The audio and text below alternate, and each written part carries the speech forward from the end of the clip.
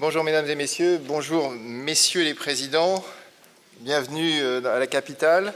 Quelques actualités, quelques douceurs, quelques plaisirs, quelques déconvenus. Je n'ai pas de conflit d'intérêts. Alors on va commencer un petit peu par un sujet d'actualité, je crois, qui est les critères qualité des hospitalisations, pourquoi pas en gériatrie, avec cet article que je vous ai choisi, qui étudie les réadmissions après certaines pathologies. Vous allez le voir, il s'agit d'insuffisance cardiaque, d'infarctus du myocarde et de pneumonie. Et l'idée, c'est bien évidemment de voir si ces réhospitalisations qui sont assez fréquentes, quelle est leur prévalence exactement, et puis finalement, est-ce que les gens reviennent pour le même motif ou ne reviennent pour un autre motif? Le prérequis, c'est celui que vous connaissez, réhospitalisation et insuffisance cardiaque, ça a un coût, des conditionnements physiques, altération de la qualité de vie bien sûr. C'est un critère qualité des établissements, c'est particulièrement ciblé aux États-Unis. Alors vous savez que quand c'est ciblé aux États-Unis, il faut attendre 5 à 7 ans, puis ça vient chez nous. Et puis les réadmissions, c'est un moment à risque, parce que c'est là où les choses vont s'engager. Le délai de ces réadmissions, est-ce que c'est précoce ou c'est différé? Et puis il y a des jours fatidiques. La réadmission du vendredi, pas bon, parce que pas de cardiologue avant lundi. Et la sortie du vendredi, pas bon, parce que retour samedi. C'est toujours les mêmes motifs ou c'est d'autres motifs? Et puis, est-ce qu'il y a des influences des comorbidités ou du tissu social de ces patients? C'est une cohorte, système américain de la sécurité sociale si vous voulez. 3 diagnostics qui sont sélectionnés, c'est-à-dire on constitue 3 groupes de patients qui ont soit été hospitalisés une première fois pour un infarctus du myocarde, soit pour une pneumopathie, soit pour une insuffisance cardiaque. Et on va étudier, regardez bien ce chiffre, les réhospitalisations très précoces dans les 30 jours. Donc c'est vraiment très rapide après la première hospitalisation. Donc c'est une grosse cohorte. Vous avez en orange les patients qui ont une insuffisance cardiaque, ils étaient 1 300 000. Les patients qui ont fait un infarctus, 550 000 et 1 100 000 pneumonies. Donc quelque chose d'assez solide en termes de représentativité. Pourquoi? Parce que vous avez bien compris, c'est le registre de la sécurité sociale US. Vous avez sur cette diapositive, pour les 3 colonnes, insuffisance cardiaque, infarctus et pneumonie, quelques chiffres. D'abord, le pourcentage des réhospitalisations. 25% des patients ayant fait une première hospitalisation pour insuffisance cardiaque reviennent dans les 30 jours. 19% ou 20% si vous voulez pour un infarctus et 18% pour une pneumonie. Ces réhospitalisations, elles sont très très précoces. Vous voyez que dans 2 tiers des cas, ces réhospitalisations surviennent dans les 15 jours qui suivent la sortie. La médiane, c'est-à-dire que 50% de la population revient, elle est de 12 à 10 jours. Les motifs, c'est là où il y a un peu une surprise, c'est que les motifs de la réhospitalisation ne sont pas en rapport directement ou très rarement avec les motifs de la première hospitalisation. C'est embêtant parce qu'on aurait pu dire que finalement, quand on vient pour dyspnée, quand on vient pour œdème, quand on vient pour une insuffisance cardiaque, il suffit de bien repérer ces signes, ils vont revenir pour les mêmes. Pas vraiment. Vous voyez par exemple que pour l'insuffisance cardiaque, seul 1 tiers des patients reviennent pour une authentique nouvelle décompensation cardiaque ou un lien direct avec la première hospitalisation. Ils reviennent pour d'autres trucs. L'arythmie, ils font beaucoup de fibrillation atriale, c'est pas très surprenant bien sûr. Et puis ils reviennent beaucoup avec l'insuffisance rénale, ça c'est les diurétiques par exemple, mais c'est pas lié à l'âge et à la comorbidité. Donc l'âge ne joue pas, la comorbidité ne joue pas, ils ne reviennent pas toujours pour le même motif. Donc finalement, pour commenter ce premier travail, 2 tiers de ces patients ayant des pathologies très très fréquentes reviennent dans les 15 jours suivant le premier séjour. Ce n'est pas toujours en rapport, je vous l'ai dit, avec le motif d'hospitalisation du premier séjour. Elles sont très fréquentes, ces réhospitalisations, de l'ordre d'1 quart. Ça veut dire que nos clients reviennent volontiers dans les 30 jours pour 1 quart d'entre eux dans vos services ou dans un autre service. En France, alors ça c'est les commentaires de l'évidence Bèze Philippe Chassagne, c'est-à-dire qu'il y a un ennemi au vieux, je l'ai déjà dit, c'est la T2A. Il faut qu'en 5 jours vous ayez réglé l'insuffisance cardiaque. Oui, mais... Et puis il y a une faiblesse, et vous le savez toujours, c'est le soin de suite vrai, aigu, qui numériquement est un petit peu limité. Et puis il y a des perspectives, je crois, qui sont les suivis téléphoniques avec des équipes rodées et des équipes de gériatrie le sont, et la télémédecine, pourquoi pas. Alors j'enchaîne toujours sur ce domaine de l'insuffisance cardiaque avec un thème absolument important qui est celui de l'association des troubles cognitifs d'une part et d'une maladie, on vient de le voir, assez fréquente et aux conséquences redoutables, qu'est l'insuffisance cardiaque. C'est un travail très passionnant de l'American Journal of Medicine. J'ai choisi que des articles de 2013, considérant qu'après on devenait vite vieux et donc je tiens à garder ma jeunesse. L'insuffisance cardiaque, vous avez les chiffres, vous les connaissez. Ce qui est sidérant, c'est que depuis 1992, en 20 ans, moi j'étais PH en 92, et ben en fait il y a 2 fois plus d'octogénaires qui souffrent d'insuffisance cardiaque maintenant. Il était rare d'avoir des octogénaires insuffisants cardiaques, maintenant c'est extrêmement fréquent, c'est les progrès des soins et des cardiologues en particulier. Il y a une association très très claire, si vous ne la connaissez pas, entre l'insuffisance cardiaque d'une part et les troubles cognitifs. Je parle de troubles cognitifs, je ne parle pas de démence, je parle d'altération cognitive. Ça a été particulièrement bien étudié par cet auteur Zuccala. Et un des critères très intéressants, c'est plus vous avez une pression artérielle systolique diminuée, en particulier dans l'insuffisance cardiaque à fonction systolique, plus vous avez une fréquence de troubles cognitifs augmentée. L'idée étant que la vascularisation cérébrale n'est probablement pas idéale. L'insuffisance cardiaque et les troubles cognitifs, ça ne fait pas bon ménage, puisque vous voyez que dans cette publication, là citée en référence, il y a une surmortalité quand les 2 conditions sont associées chez un patient souffrant d'insuffisance cardiaque. La cognition, on sait que c'est très largement sous-évalué, et si c'est sous-évalué dans la population communautaire et pourquoi pas dans le réseau de soins primaires, je vous laisse imaginer ce qu'il en est dans les services de cardiologie. Alors, c'est une insuffisance cardiaque, la cohorte, c'est des gens qui ont une insuffisance cardiaque décompensée. Alors, ça s'appelle comme si, et ils ont pris des sujets non dépendants. C'est un papier de cardiologie, et donc en cardiologie, quand vous avez 3 sur 6 d'ADL, vous n'êtes pas dépendant. Je sais, donc, c'est quand même... voilà, mais ils ne sont pas dépendants. On a exclu les confus, et on a regardé dans les comptes rendus d'hospitalisation si on voyait apparaître le mot MMS, et puis si on voyait démence, cognition, sauf confusion. Vous avez bien vu, c'est éliminé. La mesure, l'outcome, comme on dit en anglais, c'est la réhospitalisation et ou le décès. C'est un indice un peu composite. Dans les 6 mois, vous avez bien compris, j'ai une insuffisance cardiaque. Est-ce que j'ai ou pas un trouble cognitif? Et qu'est-ce qu'il en est de cette association dans cet indice composite, décès et ou réhospitalisation? Et bien évidemment, on cherche à voir si plus les troubles cognitifs sont prononcés, plus j'ai une réhospitalisation et ou un décès. Donc voilà comment les choses se sont présentées, environ 300 personnes.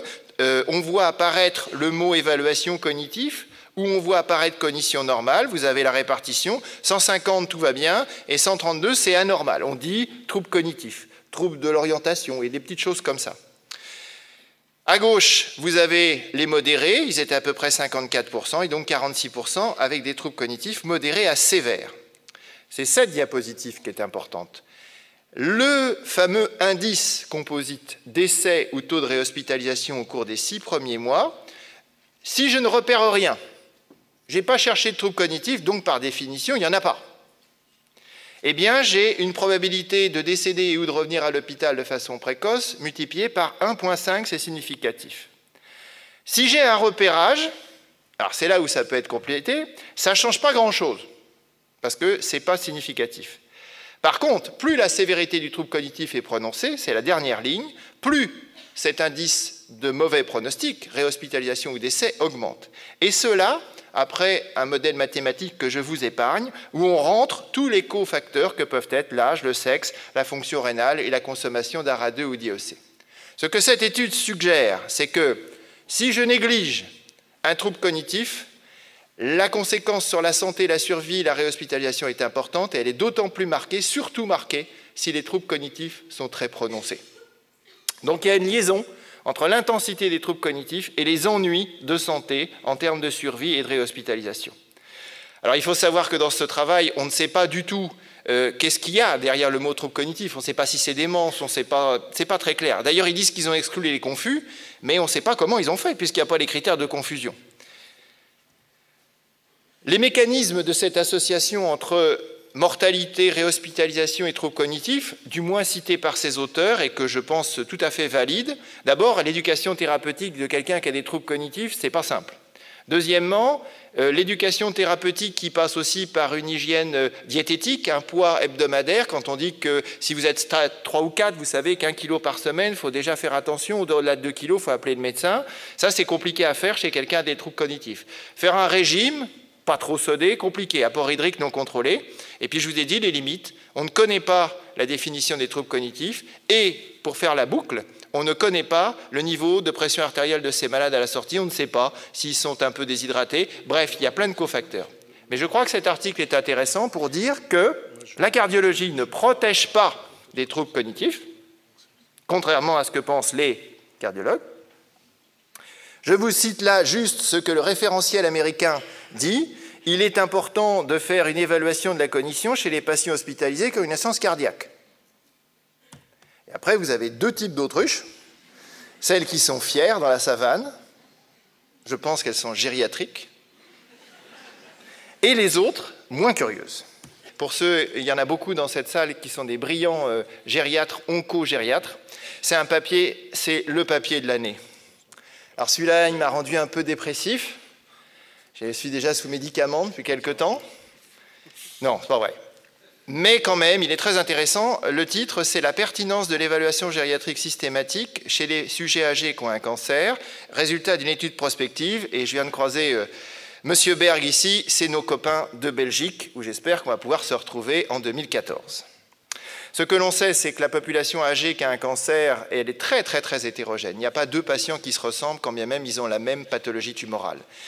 Il est recommandé par les sociétés savantes, la SIOG, notamment Société internationale d'oncogériatrie, de faire une évaluation gériatrique chez les gens âgés qui doivent rentrer dans un projet de soins d'ordre anticancéreux. L'évaluation gériatrique, cet article est très très bien fait dans l'introduction. Il y a des problèmes de temps, ça coûte cher aussi de faire une évaluation gériatrique et c'est souvent très mal rémunéré. Vous savez qu'on a beaucoup galéré pour avoir des possibilités de les faire avec une tarification qui permette de faire rentrer un peu de beurre dans le panier de la Nantaise Gilles.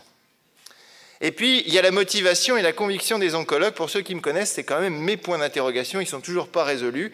Et si vous êtes très honnête avec vous-même, regardez-vous toujours ce qui se passe avec vos collègues oncologues. Et la question, c'est à quoi servent nos évaluations? Aux urgences, en unité mobile de gériatrie, en oncologie. Et quelle est la pertinence de notre savoir et de notre savoir-faire, notre savoir-être? Il est parfaitement établi. C'est une étude géniale. Ils ont fait un repérage de la valence gériatrique de ces seniors par le célèbre outil de l'école bordelaise, le G8. Et donc, quand j'ai un G8 pas normal, je dois bénéficier d'une évaluation gériatrique multidimensionnelle. Je ne vous apprends pas grand-chose. C'est une étude multicentrique de 10 centres hospitaliers en Belgique où il y a toujours un binôme docteur-gériatre, docteur-oncologue. On a pris des sujets âgés qui avaient 70 ans, qui avaient un cancer nouveau, diagnostiqué, et ou un cancer en rechute, malheureusement. Vous voyez, quelque chose qui implique finalement une reconsidération du projet thérapeutique, nouveau cancer ou rechute d'un cancer. On a fait, lorsque cela était nécessaire, vous l'avez bien compris, une évaluation gériatrique multidimensionnelle, et dans ce travail, il y avait 4 questions. La première question, elle est géniale. Est-ce que vous, monsieur, madame l'oncologue, avez eu connaissance de l'évaluation gériatrique que moi-même ou mon équipe a fait il n'y a pas longtemps? Deuxième question, est-ce que cette évaluation gériatrique vous a apporté, chers confrères, un peu de nouveauté dans l'estimation de nouvelles pathologies, de nouveaux syndromes gériatriques qui peut-être, pourraient être utiles de soigner chez cette personne âgée à qui vous proposez futur un programme de polyradiochimiothérapie combinée? 3. Est-ce que du fait des nouvelles pathologies que le gériatre vous a mis en évidence, vous avez fait un tout petit peu quelque chose personnalisé pour la prise en charge de ces nouvelles pathologies? Et 4e question, est-ce que l'évaluation gériatrique faite au départ a un peu influencé votre raisonnement stratégique en termes thérapeutiques ou pas beaucoup? Je t'aime à la folie. Alors voilà la population, c'est peu surprenant pour vous tous. À gauche, les cancers pris en charge, sein 40%, côlon 21%, 11% d'hématologie. Au milieu, 70% de cancers incidents, 32% de rechute, et puis 44% de stade 4, donc des stades métastatiques. Et puis à droite, c'est le traitement. Allez, en gros, retenez un chiffre, 8 fois sur 10, le projet thérapeutique, c'était de la chimio. Alors voilà la cohorte. Cette animation, je la dois à un de mes collègues de Nîmes, Cédric. Donc 2000 sujets qui ont été screenés par le G8. Premier résultat intéressant, 70% de ces patients doivent bénéficier d'une évaluation gériatrique multidimensionnelle parce que leur G8 n'est pas normal. Première question, avez-vous eu connaissance des conclusions que moi-même et mon équipe vous avons apportées? Alors là, j'ai mis la borne haute. En fait, dans la vraie vie, c'est 50 à 61% disent oui, je l'ai eu. Donc 50 à 44% disent j'ai pas eu. D'accord? Alors comme ils sont très forts, ils ont dit oh, c'est bizarre ça. Alors ils ont envoyé leur infirmière et ils ont dit « Ah, ça, pas de chance, vous n'avez pas reçu le compte-rendu, donc je vais vous expliquer les conclusions du compte-rendu de façon à ce que vous puissiez continuer, vous avez bien compris, les autres questions. » En fait, quand ils ont bien regardé à la loupe, il n'y en a jamais que 8% qui vraiment n'ont pas été destinataires du compte-rendu. Les autres ont probablement ou oublié ou autre chose. Deuxième question, est-ce que le gériatre apporte de nouveaux diagnostics? Oui, une fois sur deux, nous sommes les meilleurs, on le sait depuis longtemps. Quel nouveau diagnostic? Eh bien, des troubles fonctionnels, déglutition, marche, ce que vous voulez.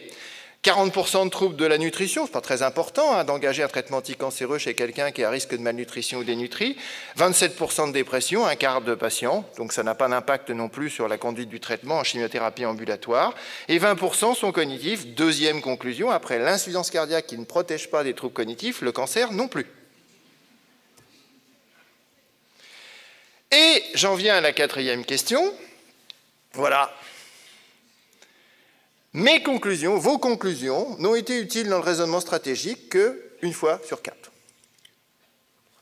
Alors, mes conclusions, dans une cohorte multicentrique hospitalière où exerce un binôme, et ça c'est important parce qu'on ne l'a pas partout, et qui s'entend, parce qu'il faut s'entendre pour faire une étude comme ça, 70% des patients âgés relèvent d'une évaluation gérontologique multidimensionnelle. Donc vous devez demain offrir, sur une cohorte comme un CHU comme le mien, où il y a 800 cas de nouveaux cancers par an en RCP depuis 70 ans, vous devez offrir 8 x 7, 560 évaluations gérontologiques dans l'année. Je rêve, hein? Dans un tiers des cas, l'évaluation gériatrique n'est pas connue ou n'est même pas lue. Dans 25% des cas, il y a seulement un plan d'action qui est personnalisé pour cette personne qui a par exemple un syndrome dépressif dans 25% des cas.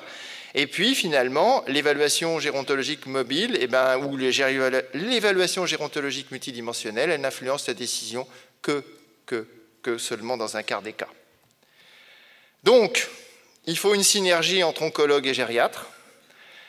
La synergie, dans mon expérience, est oncologue dépendante, et les centres qui marchent très bien chez nous, je pense à Lyon, je pense à Bordeaux, bien sûr, c'est quand même une forte synergie entre les groupes de gériatrie et les oncologues, et les recommandations ne sont pas suivies, et nous, on est en train de replonger dans nos dossiers d'évaluation, et on est très surpris de voir que parfois, dans les conclusions du collègue spécialiste, quand le malade quitte son service, vous n'avez pas un mot de l'évaluation gériatrique que nous avons fait 15 jours ou 3 semaines avant. Deux petites brèves. La vitamine D, chez les gens qui ont de l'arthrose de genou, est-ce que ça réduit l'incident, pas la sévérité de la maladie? Étude randomisée dans la gonarthrose. Je vous rappelle qu'on a bien progressé dans le traitement de la gonarthrose puisque les recommandations font état de recours au paracétamol. C'est vrai? On a très bien progressé puisque maintenant il n'y a plus d'AINS chez les aînés. Donc il n'y a plus que les chirurgiens qui progressent, franchement. Ici, ils ont donné de la vitamine D, 2000 unités, jusqu'à normalisation du taux sérique de calcidiol versus placebo, 150 personnes. Ce n'est pas des gens âgés, mais on est dans l'avenir, hein, vous comprenez bien. Ça ne diminue pas la douleur, ça ne diminue pas la chondrolyse qui était mesurée en IRM, et ça ne diminue pas le recours aux autres médicaments, que ce soit les AINS ou antalgiques. Donc un essai négatif, mais je trouve que c'est intéressant de montrer sur cette vitamine D qui est au cœur de nos affaires les choses. Alors, je voudrais finir cette petite boucle. Je honorerai encore la Belgique. Étude géniale, petit poster qu'on a vu passer dans un congrès récemment. La carence ou en insuffisance vitamine D, vous savez, elle est fréquente en vieillissant et elle a des conséquences négatives sur la santé. Et qu'en est-il finalement de notre taux sérique, du taux sérique de nos amis belges? Et c'est ce qu'ils ont fait. Lors du collège des enseignants de gériatres belges, à Ostende en 2011, puis en 2012, ils se sont dosés le calcidiol. C'était sûrement un consentement éclairé, tout ça. Et c'est une étude ouverte, non randomisée, mais c'est super. Et en fait, c'est une évaluation des pratiques professionnelles. Vous avez sur la partie gauche de la diapositive le pourcentage de nos collègues gériatres, c'est pas chez nous que ça arriverait, avec le soleil qu'on a en Normandie, ça se saurait, 70% inférieur à 20 de vitamine sérique D. Dans ceux qui savent qu'ils ont une carence, vous en avez en gros 15 sur 2 qui disent « je vais manger un peu de vitamine D ». Donc vous connaissez la iatrogénie, hein? Il n'y en a pas. Et la vitamine D supérieure à 30, finalement, il y en avait 15%, 1 sur 6. Et puis à droite, ils ont refait la même coupe transversale une année plus tard au futur congrès. C'est-à-dire quand nous reviendrons dans un an, on se fait la même coupe. Ben, vous voyez qu'on est passé de 68 à 43, de 30 à 43, et puis voilà. Je trouve que c'est une EPP vraiment très courageuse. avec un gain de malades qui est multiplié par 2.